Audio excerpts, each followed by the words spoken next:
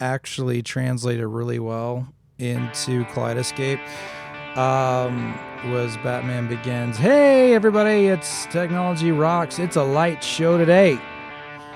We've got Mr. Wallace. I am sitting here by myself in the studio on this beautiful day today on Memorial Day weekend. Byron, what are you doing?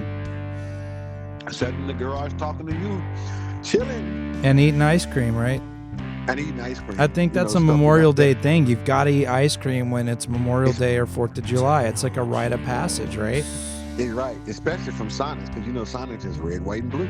Red, white, and blue. Did you hear that there's actually a Sonic controversy that they're going to change the ice to normal ice? And there's a lot of people, like, I don't think I would go to Sonic if they didn't have the good ice, right? I just bought a whole bag for like $2.50 of that small crushed ice. That's the best ice. That's ever. the best like ice in the world, man. It doesn't matter. Pour it over Dr. Pepper, pour it over whatever you want, and it makes the world feel better, makes everything taste better, makes everything that's everything taste better, and everything tastes better. And I've heard they're getting rid of it, which to me should be against the law. Somebody should actually find. What's the reasoning behind it? I don't know. They said it's too expensive. Like I think the ice makers that make that particular ice are expensive, and they're expensive to repair. And I think they're just they're talking about moving to just a regular ice machine, which to me is the whole reason anyone goes to Sonic. Yeah, because the food is not all that great. No, it's really not that great, but the drinks are always good. So we're gonna do a short show for Memorial Day weekend. We're going to try not to say the word AI. Yeah. We're going to try not to say the word AI because to me A is anything intelligent. Well, so I think what it is I'm going through AI fatigue, Byron. Like I dig through topics, I dig through all the tech rags, I dig through C Pro, I've dug through Sound and Vision. Well, Sound and Vision's dead, so there's nothing to dig through there. But I dig through Audioholic, I dig through all these things, and it's like, dude, it's all just ridden with AI.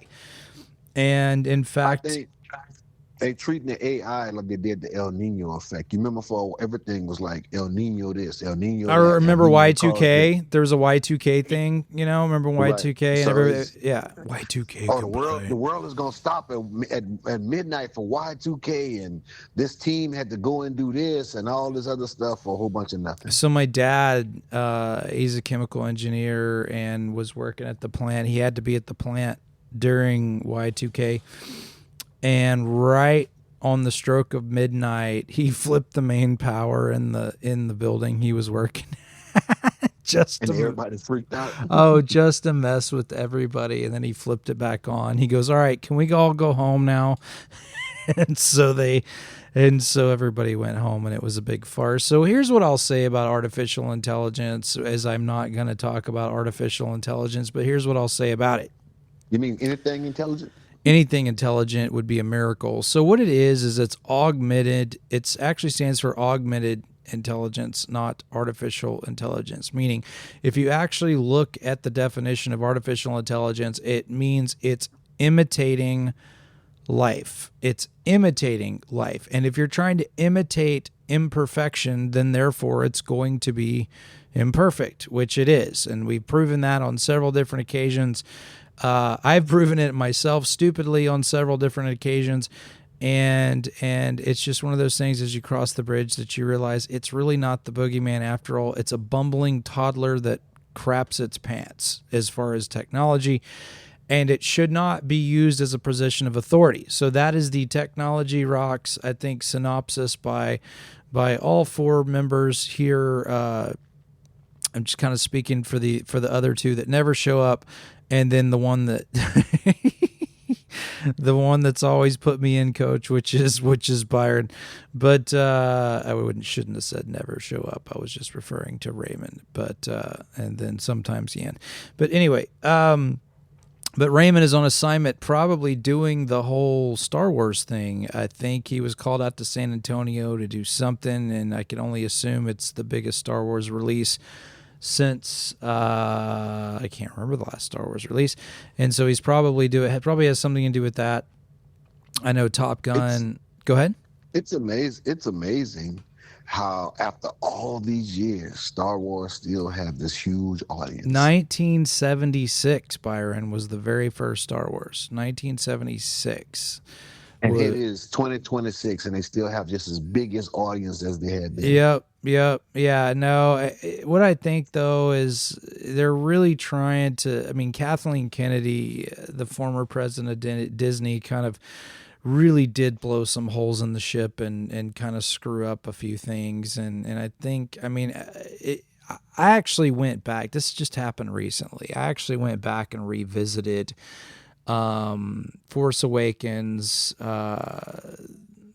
and whatever the other two were, Rise of Skywalker, and then I don't remember. It shows you how much I actually cared about all three of them. But I actually went and revisited them, and they really weren't that bad. I think the problem I had with them is I didn't really connect with any of the characters, and the characters that I did connect with, they immediately killed them off. So it just, to me, it wasn't as fun as it could be and as it should be, and to me, I did not find that enjoyable. So, but I went back and rewatched them. I had a weekend, couple days to myself, so I watched a couple on Saturday, and then I finished up the whole series on Sunday, and it really wasn't too bad.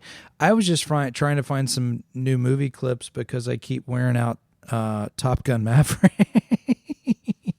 I hate that movie. Well, apparently somebody else did. So a shout out to Joe Hooper. He actually came in and took the Kaleidoscape Challenge over the weekend. And, well, not over the weekend. It is the weekend. Yeah, he took it a couple days ago, actually. And so he lost. He took it, and he came in to buy... This is the movie that cost him money. He came in to buy a new AV receiver, and he had a projector that he had bought 4 or 5 years ago. He moved into a new house, and unfortunately, I had to tell him that, man, you just don't have the throw distance for it. And the biggest you can do is a 100-inch screen. And so he and I crossed the bridge together, and he decided that he's going to do a 100-inch TV instead of a projector, to my dismay, because I hate 100-inch TVs. And then he sold himself on a Kaleidoscape. So he took the Kaleidoscape Challenge and lost. So, and as I described the Kaleidoscape Challenge, it would be like Byron inviting me over to play basketball, and then I asked to bring a friend. My friend's Michael Jordan. It's just, you're not going to win it. So you don't play the game unless you want to buy a Kaleidoscape. Did you see the clip I sent you where they had the 116-inch TV? I did, and I thought you was gonna thoroughly enjoy that. Oh yeah, no, I didn't enjoy it at all. I hate them with a passion. I know. Well, the other fun thing about the Kaleidoscape Challenge is he brought his wife in yesterday after he bought it on Friday. He brought his wife in yesterday, and she took the Kaleidoscape Challenge, and she goes, this is why I married him. He's a smart man, so just because she saw the difference. And I'm saying it's impossible not to see the difference, and that's the fun part about the Kaleidoscape Challenge. I had a self patting on the back moment for a split. So on Saturday night, me and my wife got in the theater, was watching the movie, and first she was telling me, "Can you turn it down? This is too loud." I said, "What's the point? That's the whole point." Then she was like, when the bass here was like, "Are you really supposed to feel it in your chest like that?" I said, "Only partially, but it's gonna get better."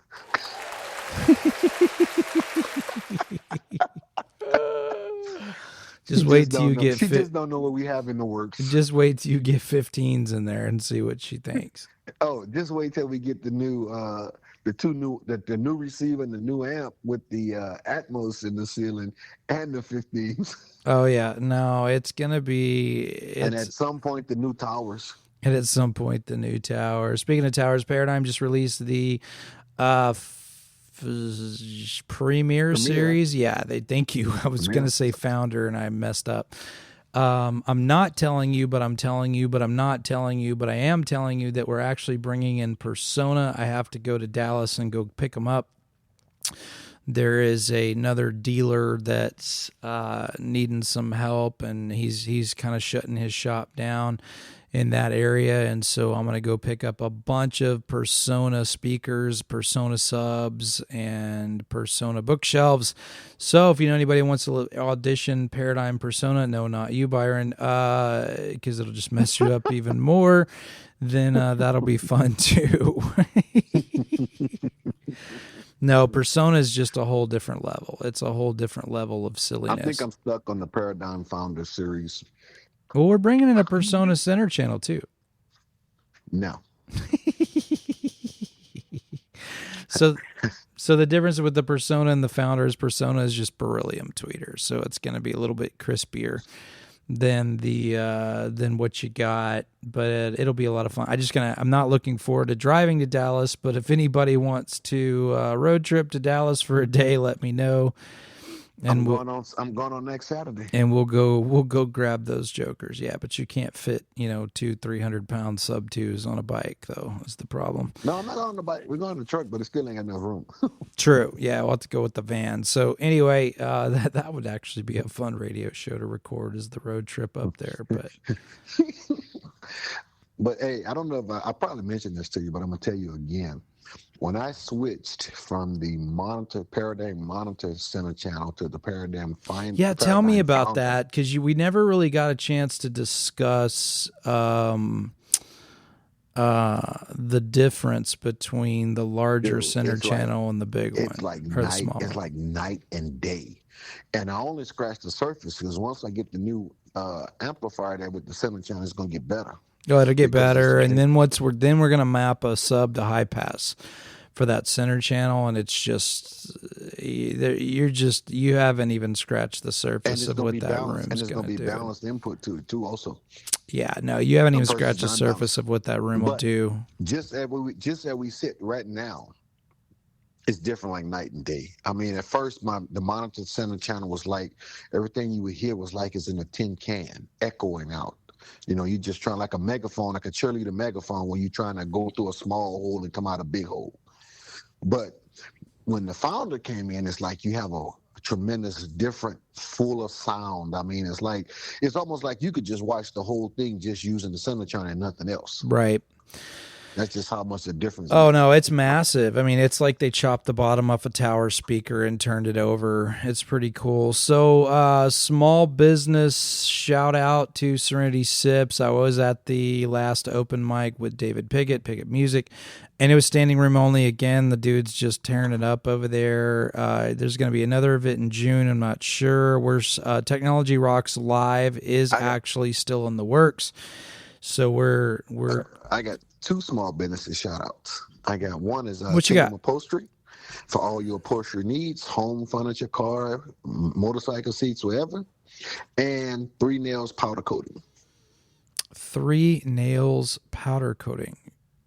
Right. So 3 Nails come from when Jesus was. I was gonna say there's got to be a Jesus. Either it's either a partial nail and pedicure place, or it's got some kind of religious thing. It's the religious aspect by it. I gotcha. I like that. 3 Nails powder coating and then does he wrap too, or is he just powder coating? Tatum's Custom Upholstery. I'm sorry. Tatum's Custom Upholstery. And okay, so does he the 3 Nails place, does he wrap too, or does he do just powder coating? No, just powder coating. Just powder coating. Actually, it's a she. Oh, it's a she. Miss Amy Fresman. Amy, and where is it? Off of Wilson Road in Humble, Texas. Wilson Road in Humble, Texas. Awesome. All right, so. Cool small business shout out. Tatum Upholstery is off for Stubner Airline in Spring. Stubner Airline in Spring. Okay, that's very cool. One of the things that I found on the Kaleidoscape thing is I watched Batman Begins yesterday. We had a really bad rainy day about midday, and I was like, well, that kind of, man, I had a ton of people come in yesterday I mean, I was actually working for a living yesterday. It was like I probably had, On a rainy day? well, right before the rain, I had probably 25, 30 people here just demoing the beast. You know, they just wanted the Kaleidoscape challenge and the Kaleidoscape demo. So I guess the social media marketing stuff's working. I don't know if you guys have been watching the social media channel. Yeah, so lots of fun things. Acurus Aragon, Rick Hinthorn, fan of the show, fan of audio in general, mad scientist, wizard. He's a wizard, Harry. He's one of those guys. He's actually invited technology. Go ahead. So since their product is 100 American made, what do they have any shipping delays? No, what's not the well. turnaround time and lead At times? first they did, but now no. Now they've got caught up. You know, if we were talking about 8 months ago, yes, they did. I mean, I'm telling you, Byron, the steel comes out of Houston, Texas. The circuit board comes out of Ohio. I think it's all assembled in Ohio and then shipped back or ships out from there for wherever it's going. When you open the box, you see a signature. You see an engineered signature and test schematic where it's been tested with an oscilloscope. I mean, you don't get that anymore. No. You know what I mean? You don't even get a. You remember back in the day when you open the box, you just get a sheet with a big red stamp that say QC and inspected by Right. and such and such. You don't get that no more either. No, and so Rick has invited the crew of Technology Rocks to come out to kind of check his $250,000 theater out. So, and it's just, you know, he's got Dyne Audio Confidence. It's a whole Dyne Audio room, and which is one of my favorite speaker brands to pair up with Acurus Aragon. Dyne's a very picky speaker to drive. I mean, it takes a lot of power to push those things. And man, when I say you can push them, you can beat the living snot out of these speakers. Is those the speakers that we replacing the paradigm with that we're gonna put in the theater that was in the game room and the card room? Is those the ones we No, replacing those those with? are Allura. No, Dyne Audio. You remember the walnut ones I have in the showroom? That's Dyne Audio. Oh, That's okay. a Dyne Audio speaker. And I've never. I'll tell you this. I've played with a lot of products and tested a lot of speakers, and that was one of and I have the Dyne, a set of Dynes, and not the Confidence, it's the series below those, and I think I have the Evokes is what I have, and I was so under, and I've tried them with Heigl, I've tried them with Name, I've tried them with Macintosh, I've tried them with 4 or 5 different brands and of amplifiers, and I have never heard them the way I heard them when they were hooked up to his Acurus M4. So he brought an Acurus in, and he put an M4 in bridge mode, which was 1,000 watts a channel, and I'd swear I had subwoofers hooked up to it. I mean, it was just, I mean, those speakers were singing like a bird. Absolutely awesome. Just absolutely loved them. And then when I went to his theater, Byron, he's got 4 double 18-inch 20-inch subs in the front, 4. So 4 quad stacks of subs. 4, 5, 6. So 8 subs in the front of his room, and then he's got That's my type of guy. and then he's got another stack of subs behind you. And I think I think he's got another double quad stack behind you. But so 11 subs, 12 subs plus 11 speakers. And it just, it's one of those things, me talking about it does not do it justice. You need to go see it. And he came here and listened to the Beast, and he was actually very complimentary toward it. He said, no, this sounds really, really good. Really like it. And he said, but let's go to my house. I want to show you something. I just want to show you a contrast in it. And I did. And what's fun is I got to see the contrast like one after the other. And then when I came back to my shop and cranked mine up again, I just thought I was immediately just going to feel bad, and I didn't. The Beast does not disappoint. It really doesn't. It's just a different sound. Now, what I would love to do is I would love to create the pressure that he's creating in that room. And again, you'll see it. You're going to hear it, feel it, see it.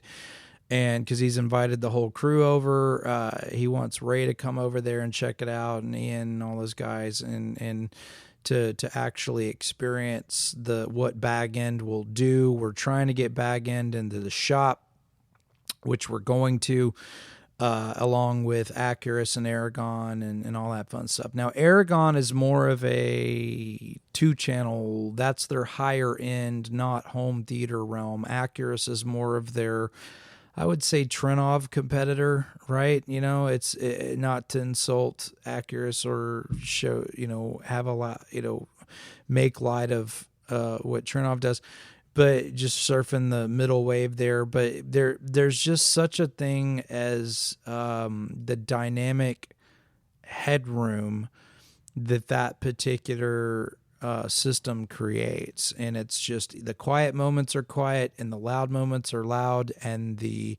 but it's never ear piercing. It doesn't feel like it's going to hurt you. You know what I mean? And it can. He showed me the decibel level where I actually saw his sheetrock walls move, and it can 100% hurt you. But so that'll be fun to have Rick Henthorn from Indie Audio Labs on the show, because he's one of the few vendors, right, Byron, that'll actually come on the show. So no strings attached. Yeah, no strings attached, because it's just we've been trying to get Kaleidoscape and a few other of these brands over there, and it just seems that it's getting a little harder to do than the other. So, what you got interesting to talk about, Byron? I seen the article about the guy who places the buoys in the river that says, in the water, that says no AI data centers were consumed. You went straight back to AI, didn't you? Right back in the orifice that is AI. But it's not. But technically, it's not AI. My question is from a different angle.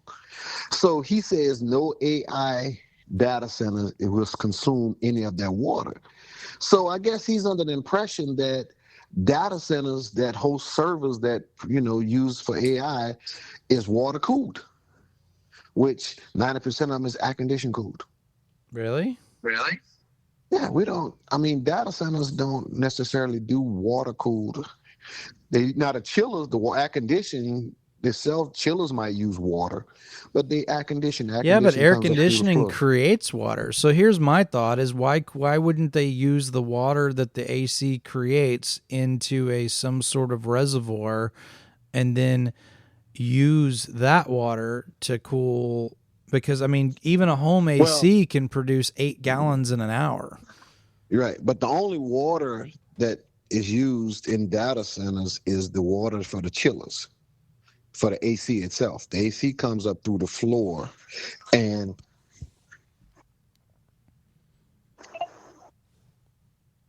you still there? I can't hear you. So what he was? Yeah, there you go. Okay. So the only water that comes is through the chillers, and so the AC is pumped into. Now, how they keep the condensation down is, to me, this is my analogy. I don't know the actual theory and physics behind it, but they overcompensates the AC to overcome the heat. So they constantly put, what I'm saying, you put more AC than you can produce heat, and it doesn't have the condensation. So here's what I'll say about, again, I'm going to go back to my original statement with a normal air conditioner. Air conditioners produce water. It's just what they do as the coil, as the evaporator coil and all the things that are doing what it's doing. There's water that's literally pouring into your sewer pipe or backflow pipe or whatever you want to call it, that where it's just the drain off. So my opinion is, if they have to use that much water, why wouldn't they use the water of the massive AC units and then have them drain into a reservoir that can be recycled and reused? I mean, it seems like a fair question. It may be, and that may be the case. But I'm just saying, it's like, When he put that statement out there, I was thinking like say some home gaming PCs that use liquid cools to cool the processor down Right, but versus it's not hooked up fans and to a heat. faucet. It's a reservoir tank. You know what I mean? And Right, yeah. but it's circulating the fluid, through the heat sinks and the fans that sets on top of the processor to move the heat away. So, And that was the first thing that popped in my mind when I saw he says no water, no AI data center is going to use this water, and I'm like, so here's what I'll say on that. If you're going to take that stance on it, then you need to take all the stance on it. I say the same thing with people that read the Bible. It's like if you're going to read the Bible, you can't just cherry pick one scripture out of the Bible and then they all apply, right? You got to read the ones before and after those scriptures, and it seems like that's what a lot of people have done when it's coming to AI. So let's get down to the bottom of that. If you're one of those that's against data centers, okay, then you need to go home and delete your cloud storage. You need to go home and delete your cloud photos. You need to go home and delete anything that's stored up in the cloud, because you are just as guilty as using a data center as artificial intelligence is. Is that not wrong? that's 100% facts. Cut the cord. Right. Don't stream. Don't stream. Don't do no streaming. Don't do no, everything. Just cut the cord, because think about it. Netflix. What Netflix have all the movies stored in? A data center. Right. That's what I'm saying. Amazon Prime. So don't be a Data center. hypocrite. Don't be a hypocrite.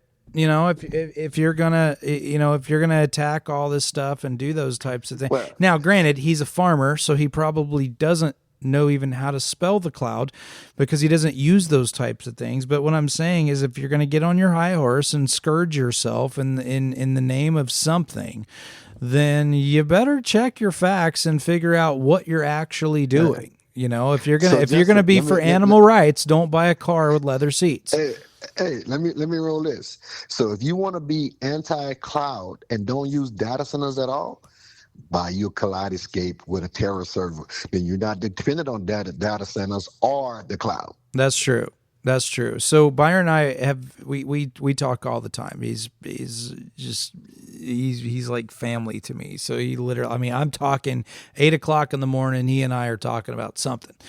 And because he knows I'm up because I never sleep, and I know he's up because he never sleeps, so it just works. So Byron and I were noticing that after most of our conversations, he would either get a meme or an advertisement or something that popped up on Facebook almost immediately, either during the conversation or after the conversation. And again, it doesn't bother me. I don't think it bothered him, as much, but there's actually a way, because I went down the rabbit hole, and it's shocker, I know. There's actually a way to bypass that. And if you go dig in your settings of your iPhone enough, you have to do it app by app, but you need to make sure if you're worried about things like that, then you need to go into your app and then turn your microphone functionality off within that app. So that's rule number 1. Rule number 2 is ask the app not to track or only while using the application. So that would be the second thing, because a lot of people if you're using it while using the application, that's okay. Some applications have to track you while you're using it, such as apps or maps or Google Maps or whatever, Uber, things like that. It has to track you.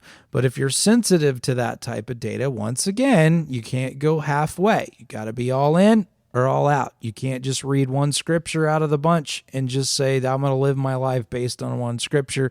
You can't do that. All right. So now that we've agreed on that, which we didn't, but now that we have agree to disagree. Agree to disagree.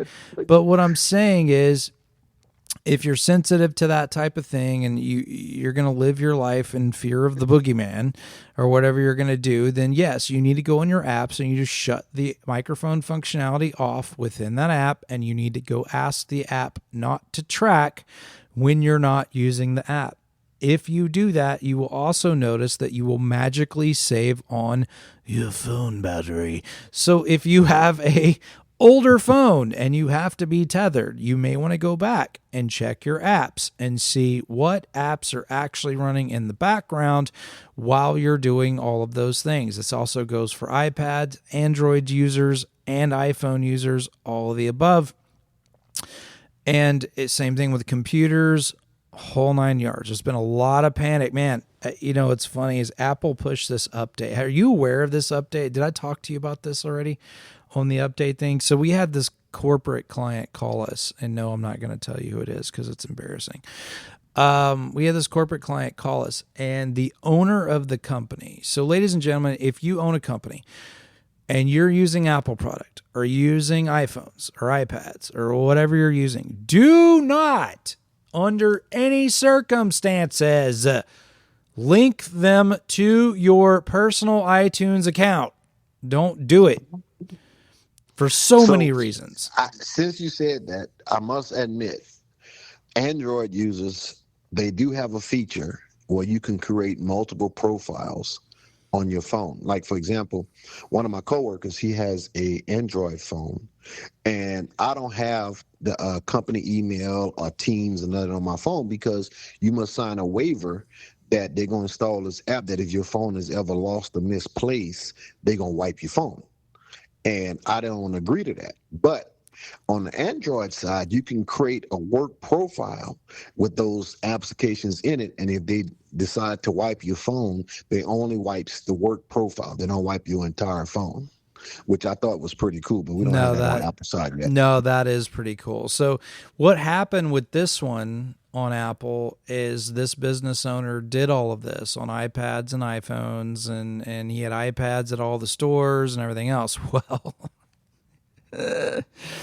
there was a situation where he hit update. You know, he probably fat fingered the update or updated it when he was inebriated or whatever, and he hit the button that said sync all devices.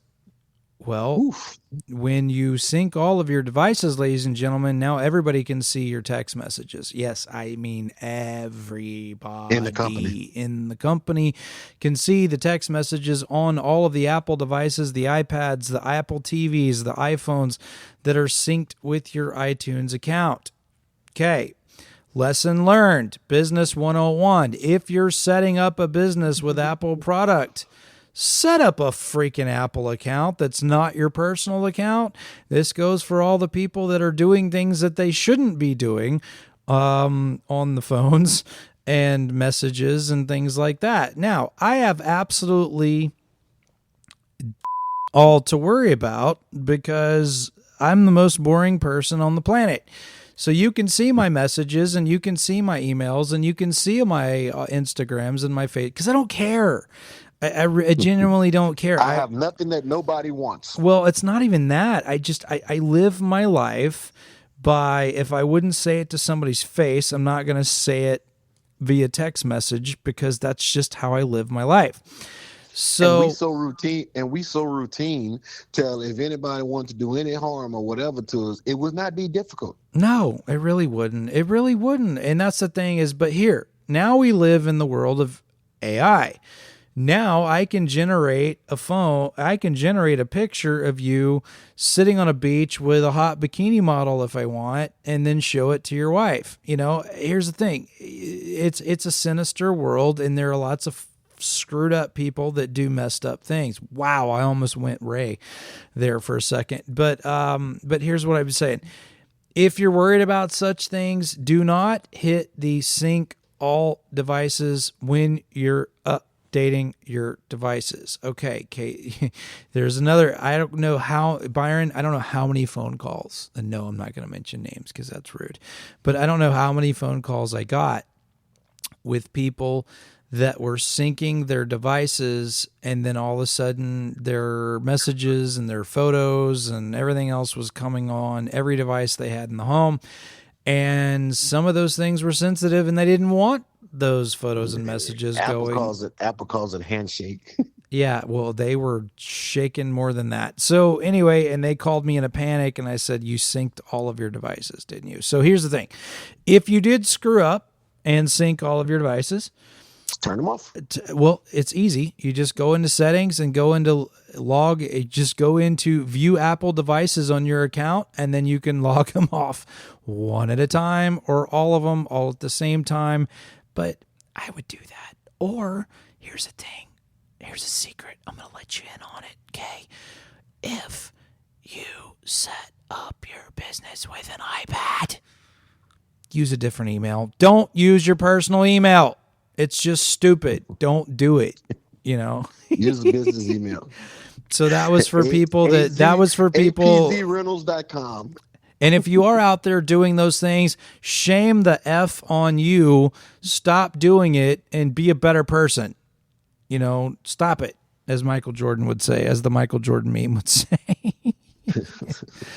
Here's the thing. In the modern day technology, I don't think I would be smart enough to be able to pull something off like that. It's just like there's just too many.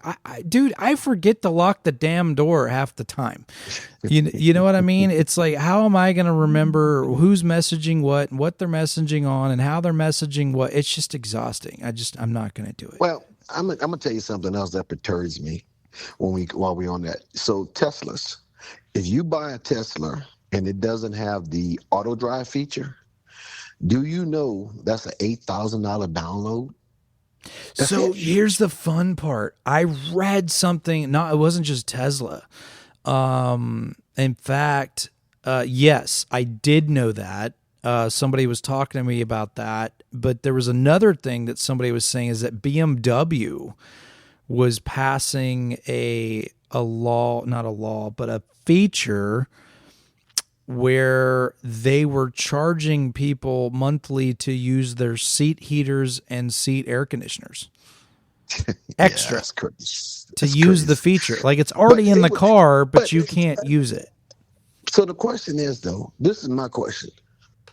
What justifies $8,000 for a software download? You know what I mean? Especially since the damn thing wrecks anyway. Right, but what justifies the download? I mean, okay, yes, I understand I must pay for a feature, but what rectifies the $8,000 price tag? And give and take, that leads me to another topic. So this lady went to this expensive restaurant and had a dinner that cost, like, just hypothetically, we'll say $600. And she left a tip of $9. So the place erupted. The waiter was baffled, and the manager came and talked to her and was like, well, you left only a $9 tip on a $600 meal. But she says that since when does the price of the meal justify how much tip you leave? She says, if I'd have bought a $20 meal, it was the same amount of hours, 45-minute service to serve me that $20 meal as it did the $600 meal. You did the same amount of work. So what? Just because my meal costs more, you think that I should give you more tip for the same amount of work based on the price tag? Wow. Well, and plus, what if they were bad? What if it was bad service too? Yeah, but just looking at the practicality of it, though, you doing an hour and a half worth of work, and based on the cost of the meal is what you want to get paid off of.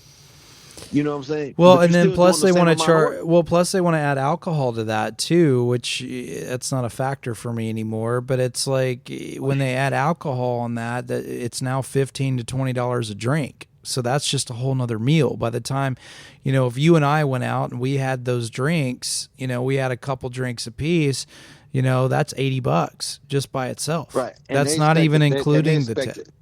Yeah. And that's right. And they expect, but based on the price of the tip, they expecting that $80 or $16 tip for the same amount of work what they'd have done, whether we drunk 10 drinks or 5 drinks, you still have to serve them. You know what I'm saying? There ain't no difference.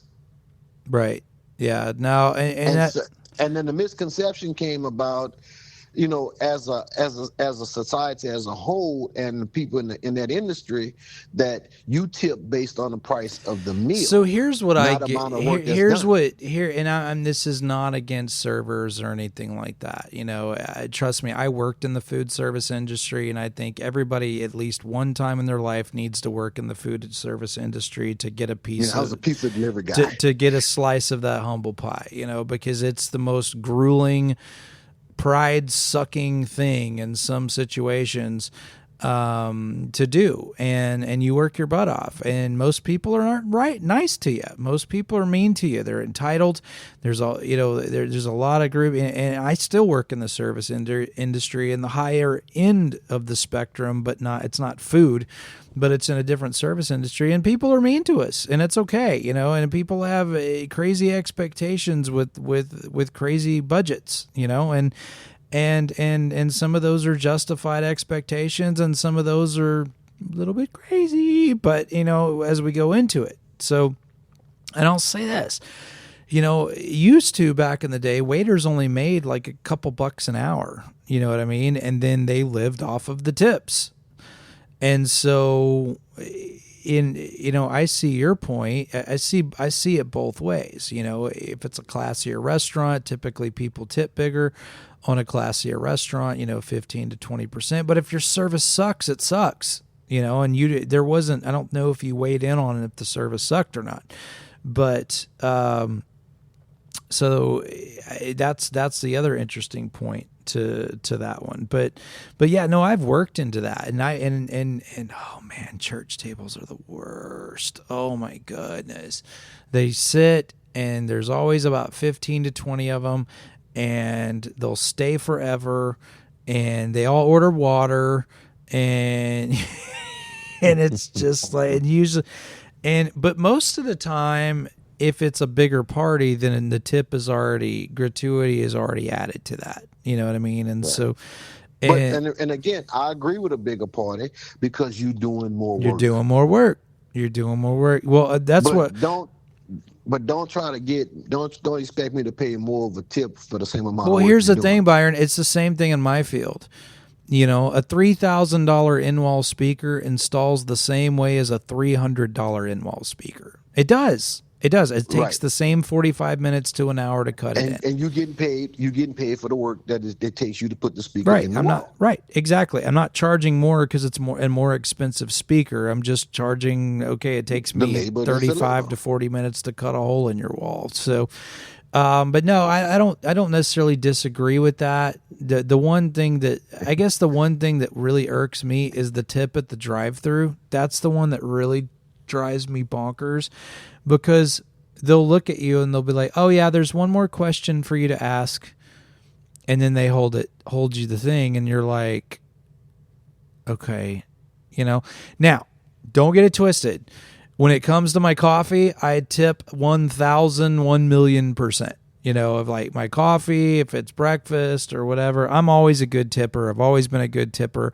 A lot of times I'll even tip more than the meal cost because I love the people. If they're providing a service to me, like when I go to Serenity, for instance, when I go over there, it's like they bring joy to my morning when I see them. They know me.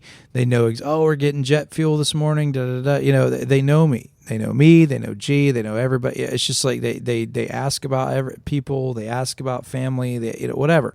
It's like, to me, that's awesome. And that highlights my day. I'm going to tip for that. I will. I'll tip for that. But if I'm in a Chick-fil-A, man, I'm just not going to tip. I'm sorry. I can't do it. Even though that was a bad example, because Chick-fil-A people are the nicest people on the planet. But I always accuse them of being serial killers, because it's like, I wonder if they go home and they snap because they've said it's a great day at Chick-fil-A all the time. You know what I mean? But But I don't know. To me, it's like, I see it a different way. It's like, if it takes me the same amount of time, it doesn't matter how much the item cost. It's the same amount of time. You know what I mean? So I can see that. Now, if it's table side and they're coming out and they're cutting my steak and they're flame broil, blah blah blah, or making the dessert right next to the table, or making the fondue, or whatever. There was a restaurant that I went to not too long ago where they literally made the Alfredo sauce right in front of you at the table. That was cool. I was just like, oh man, that's pretty neat, because you got to watch. It was like dinner and a show. To me, all right, I'm gonna tip for that. He put the work in. So yeah, no. So I don't know if that was the point you were trying to make, or if I just went to a side topic. But yeah, no. The work that you do with the in-wall speaker, the example you gave, is the exact point I was trying to make at the restaurant. You shouldn't be tipped on the price of the meal. You should be tipped on the amount of work that was done and the good service. Right. That's in a nutshell. So don't expect to get a bigger tip because the meal costs more. That's just a guide. Well, I'm not going to pay for something I already have. Like this. I think going back, I think in the United States they actually outlawed it. I think it's against the law to charge for a feature that's already installed in your car on a monthly basis, or an RMR thing like BMW is doing over in Germany. Tesla, I mean, don't get me wrong. I get the price of paying for the download, but the price tag of $8K for a download to activate a feature that's already in the car, to me, is a little excessive. Yeah, I've seen that. I know a few that have activated it, and I know a few that just they don't really want it. Because Tesla has a self-driving thing that's, I guess, somewhat autonomous, but not all autonomous. Like, autonomous driving is meaning you're not touching the wheel at all, and it's just going down the road. Waymo just suspended services in Houston and a couple of other ones because of the floodwaters. Right. Was there floodwaters in Houston? Well, the last week and a half we got rain, and so certain streets did flood. Oh, I got you. Yeah, no. So I know that, but I don't think Ford charges it on their Mach-E, and they're autonomous, and I don't think Rivian does either. So I think that is just a Tesla thing. I know a lot of folks that have Teslas. I know people that have gone to Teslas that they said, "Man, I'll never go back." Then I know a few that have gone to Teslas and said, "I miss the engine," so they went back. They went back to something different. And so, yeah, no, it's kind of a catch-22 on the whole Tesla thing. So, but that's interesting, but especially on the data center thing and the autonomous thing. But yeah, no, it's just everybody's trying to RMR you to death. Everybody's trying to $10, $15, $20, $30 a month you to death. Tesla's now trying to apparently $8,000 a month you to death, or $8,000 a year. Is it a year, or was once it's activated? It's a one-time charge. Oh, well, I guess it's not. It's a one-time charge. I mean, the way you would do that is, okay, if you want self-driving, just have them do it and just finance it in the note of the car. Well, I thought we were going to get into their solar battery type of thing, where people that had solar panels, they have the bigger batteries and stuff, where the Tesla makes a Tesla battery that you can attach to your house, that, so it kind of bridges the gap between your generator and that and all that stuff. And golly, they're expensive. My crystal ball of the future of the electric vehicle is you're going to have, instead of having charging stations, you're going to have battery exchange stations. They're going to standardize a battery for vehicles where you'll pull in, you pay a fee, drop your dead battery, and then load your refreshly charged battery and keep it rolling. Was it you or Ian that sent me the video to that? Probably Ian. Ian sent me a video of a concept of that, where it looked like a car wash almost, and this vehicle pulled in, and then it zip zap did all the things on the back end of it, and yeah, it was basically a battery swap instead of a battery service, because the battery services are not cheap. No, first of all, the problem is even the charging stations, Tesla is the standard. So 90% of your charging stations are Tesla. So all vehicles that come that's non-Tesla come with an adapter where you can adapt to a Tesla charging station. Right. Yeah. So So yeah, no, and I don't know many people that have replaced the batteries in the Teslas. I know that I do know that the Teslas, the batteries in a Tesla for the most part are what, like 35, 40 grand. So the resale value on a Tesla just plummets. I mean, plummets worse than most vehicle. I mean, you can get a Tesla Plaid for 30 grand that you paid 150 grand for. So, So is that? But the question I have is there a used Tesla market? Because I mean, think about it. Ain't nobody can work on them but the dealer. So I mean, would you buy a used Tesla? no, I've thought about it in a couple of instances, and because I've ridden in a few of them, and I've ridden my buddy Dennis's, and his was so nice and just quiet. Man, it's like driving a lazy boy, man. It really is. It's so quiet. I mean, so quiet, and yeah, no, it's just it's a fun experience, but I don't know if I would buy one used. It's a great question. How about Yep. you? My thing, I wouldn't because I can't work on it, and I can't bring it nowhere else but to the dealer. So whatever the dealer rates is, you're forced to pay for them.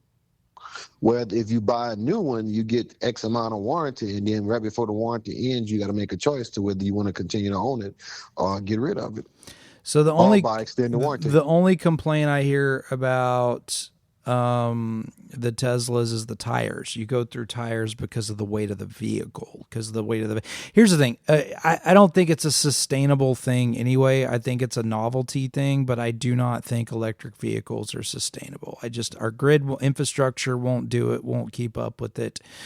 That's not changing anytime soon, and a lot of the larger manufacturers, Dodge included, have now backed off of electric vehicles and started to move tiptoe back into hybrid vehicles. And yeah, I just don't think I don't think it's going to stick. It came a long way from when it first started. And I mean, if you're a real estate agent or any type of in-town delivery type person, like an Amazon driver or something of that nature, I mean, for FedEx and Amazon to get these electric vans, I guarantee that's saving them a ton of money in fuel costs. Yeah. Oh, absolutely. Absolutely. And it does, and again, I mean, really, you think about it, you're not doing oil changes, you're not doing transmission work, you're not doing anything like that. It's really just brakes and What tires. preventive? Yeah, exactly. What preventive maintenance do you have? And then you charge them overnight. You run your 300 miles out of it each day. You get, you get your routes done. Then charge them overnight. You ain't gotta worry about no oil change, like you say, tires. None of the other constant preventive maintenance on mechanical vehicles. Just check the brushes on the motors every now and then. Go. Right. No, exactly. No, I get it. All right. So, shout out to all of our graduates over the weekend. I know a lot of you guys have kiddos. A lot of people are tied up with that. I actually have my kiddo that graduated today. She graduated, dear golly, I can say that word, with honors, top of her class, from Kingwood High, not Kingwood Park High is what it was. I just got back from that. We didn't get to do a show, so congratulations out there to my baby girl, Katie. She did amazing and absolutely killed it. And Did you shed tears?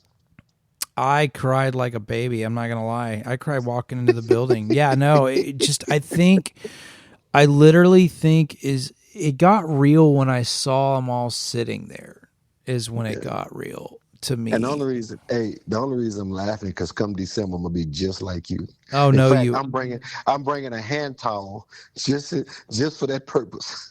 Oh yeah, no. It's just it's real. It got real when you see them sitting in the crowd, and it's such a surreal thing. And of course, I've never experienced it because I mean, I experienced it graduating, but I never experienced it with a child.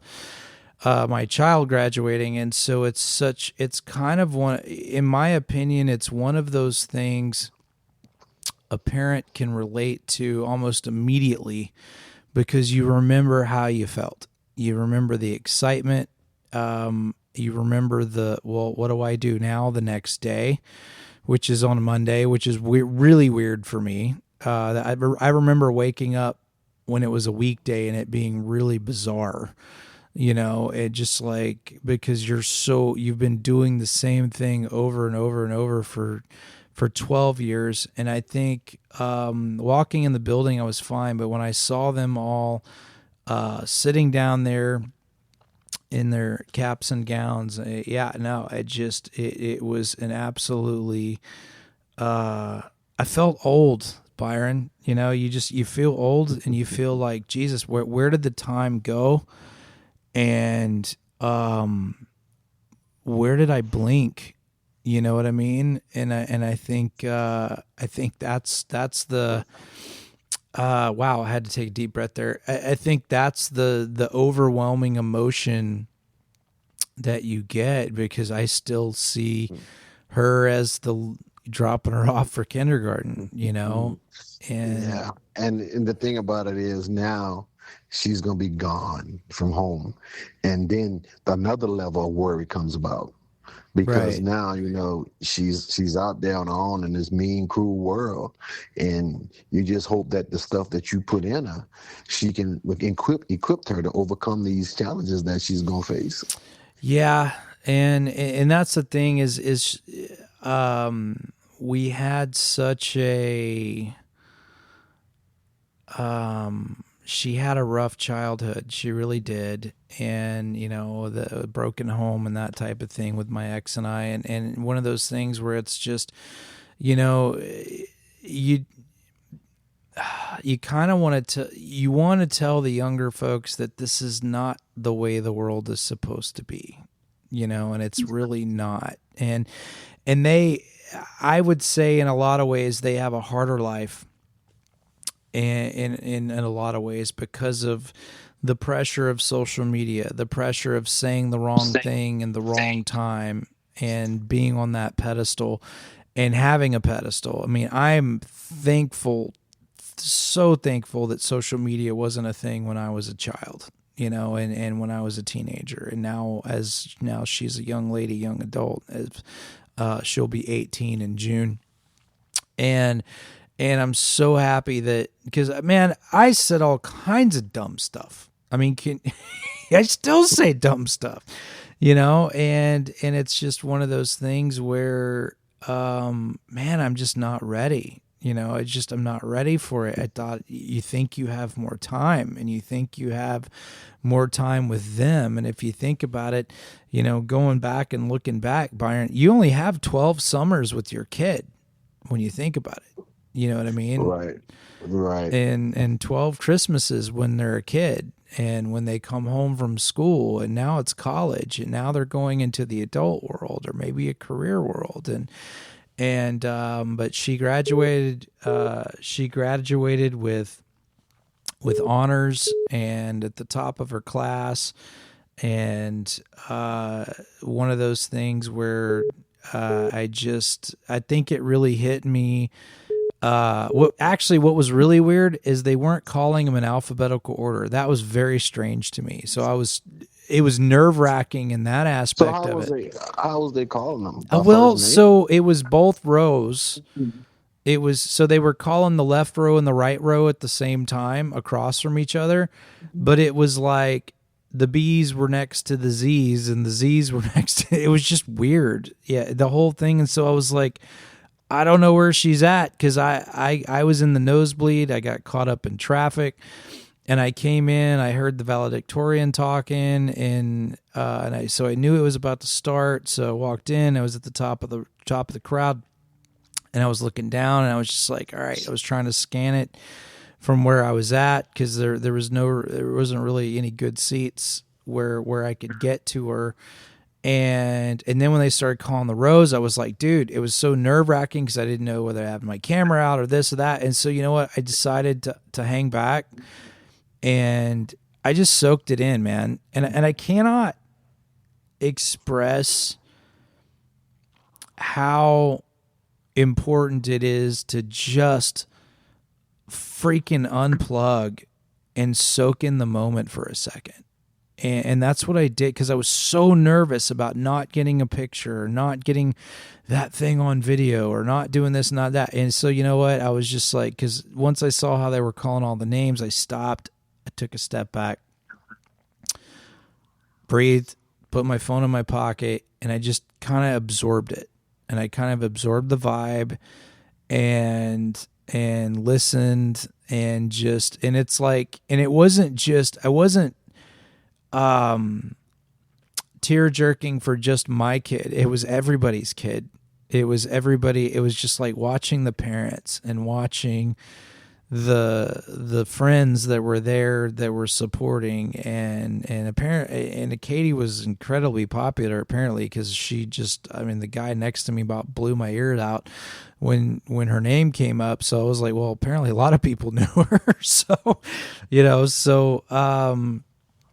and yeah, so, and there was just a sense of pride, once they called her name. Oh, then it was game on, because then I knew where she was sitting.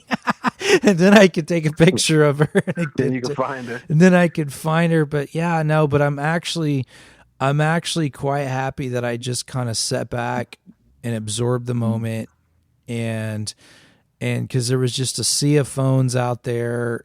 And I'm just like, man, and you see that a lot with rock concerts too, and just everything, and it's like, man, people need to learn to unplug and listen to podcasts more. No, people need to unplug and just listen and just soak it up, and I think that's what I appreciated about the generation that you and I grew up in, is because there wasn't this chaotic electronic perversion that there is now, that just this thing that's always playing peekaboo in your pocket, or, you can't see what you're trying to look at because of all the phones in your way, with people holding their arms up with phones. And so, and I don't know what came over me to just tell me to soak it up and just be, stop stressing out, man. You made it. You're here. Stop. She's here. She made it. Stop. Just unplug for a second and just kind of to just let it be the moment. You know what I mean? And so, and that's what I would tell you is just, your wife will, she'll do the phone thing, whatever. But don't worry about the phone thing. She's got a phone and it's on, let her do it. And you just chill, man. You just soak that thing in and soak that moment and eat it up. And 'cause there's nothing like it. There really isn't. And seeing my dad there, and I'm trying to figure out where we got so darn old, and just, you see it and you're just looking at her and you're like, she's got the whole world in front of her, man, and there's something cool and just surreal about that. And I saw Kobe, I got to see my son, and he was a grown man now. He's young, and he's, it was weird to see him like that. So yeah. So I would just say, soak it up, dude. That's what I would say is, and you better bring a towel with you, because if you're a crier, it's gonna be hard for you. So. Oh yeah, hey, when it comes to that, I ain't got no shame. No, man. It was cool. I found her. I got to cheat. I talked to the security guard right after, and I found out where she was gonna be. So I got to peel some time off there a little bit, and yeah, no, it was fun. But yeah, congratulations to all the graduates, class of 2026. The whole world's in front of you, and it's not so bad. It's just, but if I could say anything to that younger generation, it's soak it up, man. Unplug, learn how to unplug, because that's one of the things that our generation knows how to do is unplug. And I think we all need to just teach ourselves that, get reacquainted with just put the effing phone down. and get off the phone and just sit back and hang out and absorb the people that you're around, man. So, but anyway, you got anything else, Byron? No, that is it. Oh man, I think I we think that saved all world problems. I know, saved all the world problems and probably made everybody cry in I know that last part was pretty hard. So, that was kind of an unplanned thing. But so we'll see you next week, same time, same channel. We'll try to get one out earlier. Rain, sleet, or snow, Byron and I are on the go. We'll be we'll be out there. Are you on the road next week, or are you in studio? Actually, I'm on the road to Dallas on Saturday. Okay, so we'll get Justin Wallace in the car. Yeah. So you get to say hello to my little friends. Say hello to his little friends and hug your kid. Pay attention to where you are, and for God's sake, make today give a child a hug day. Give a child a hug day, and you know what? Give an adult a hug a day, because adults need hugs. We need hugs too. Justin, you want a hug? I'm gonna come give you a hug. Oh, you come give me a hug. But Byron gives the best hugs, by the way. He really does. But that's what I'll say is get out there, unplug, and just be with your friends, be with everybody else. All right, I started the song over. I hit the wrong button. So we will see you in a bit, and we'll see you when we see you. And Byron, say the blessing and take us out. Deuces. Till next time. Say hello.